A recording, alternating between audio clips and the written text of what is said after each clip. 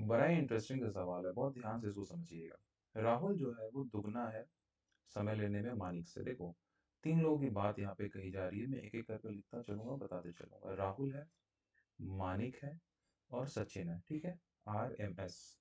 यहाँ पे कुछ चीज़ें दी गई हैं कि समय कितना लेता है। बोल रहा है कि राहुल दुगना समय लेता है मानिक से। तो अगर मानिक 1 है, तो राहुल कितना हो जाएगा? 2 हो जाएगा, ठीक है? नेक्स्ट स्टेटमेंट है कि 3 गुना समय लेता है राहुल सचिन से। तो अगर सचिन 1 है, तो राहुल कितना हो जाएगा? 3 हो जाएगा। ठीक, यहाँ तक चीज़ें समझ में आ गई है। अब ये बोल रहा है कि अगर साथ में काम करेंगे तो क्या-क्या होगा, ये बात की कहानी है, इसमें अभी हमें नहीं पढ़ना है। सबसे पहली चीज़ है कि मैं देख पा रहा हूँ कि टाइम की बात हो रही है यहाँ पे। ये टाइम की बात हो रही है और यहाँ पे राहुल का 2 है और 3 है। ये कैसे हो सकता है? सेम एफिशिएंसी के साथ राहुल अलग-अलग तो नहीं हो सकता है टाइम फ्रेम। तो हमें इसको बैलेंस करना पड़ेगा पहले। बैलेंस करने के लिए क्या करें? यहाँ पे इंटू 3 से मल्टीप्लाई कर देते हैं, यहाँ पे इंटू 2। तो हमारा जो एक्चुअल रेशियो आएगा, वो देखो क्या आएगा? एम-आर-एस का क्या आ जाएगा? 2 मल्टीप्लाई, यहाँ पे 3 मल्टीप्लाई हुआ m में, तो ये 3 हो गया।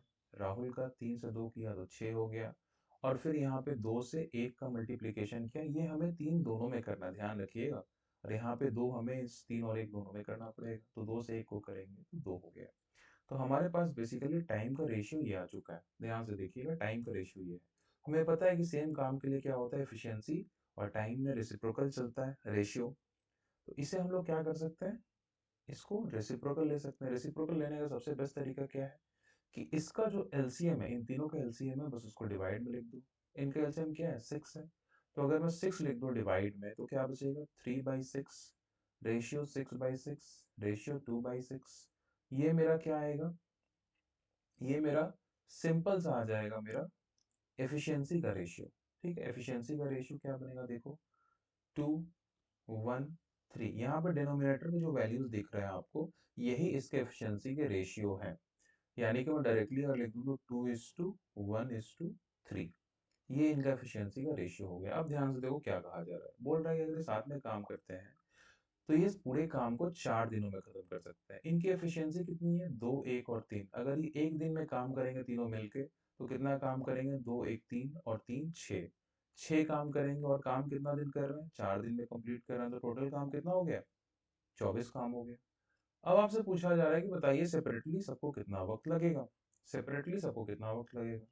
अब मैं अगर मानी की बात करूं, तो हमें पता है टोटल वक्त कितना है? 24। और मानी की एफिशिएंसी कितनी आई है? 2। तो डिवाइडेड बाई 2 कितने दिन में खत्म होगा? 12 दिन में।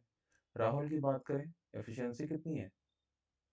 टोटल वर्क 1, एफिशिएंसी 1 है, तो वक्त कितना लगेगा? 24 दिन ही लगेगा। और सचिन की बात करूं मैं, तो सचिन का एफिशिएंसी 3 आया है, टोटल वर्क 24 है, तो कितने दिन में काम खत्म होगा? 8 दिन में खत्म होगा। ठीक है, तो ये इनकी सेपरेट एफिशिएंसीज आ गई हैं। मुझे उम्मीद है कि आपको बात पूरी तरीके से समझ में आया होगा। अगर समझ में आया है तो वीडियो को लाइक ज़रूर करिएगा, चैनल को सब्सक्राइब करिएगा, उस बेल नोटिफिकेशन ज़रूर प्रेस करिएगा, क्योंकि ऐसे वीडियोज़ मैं कंटिन्यूअसली आपके लिए डाल रहा हूँ। और मुझे प्रोत्साहन तभी मिलता है जब आप वीडियो को लाइक करके शेयर करते हो अपने दोस्तों के साथ में और सब्सक्राइब करते हो चैनल को। बहुत बहुत शुक्रिया। जय हिंद।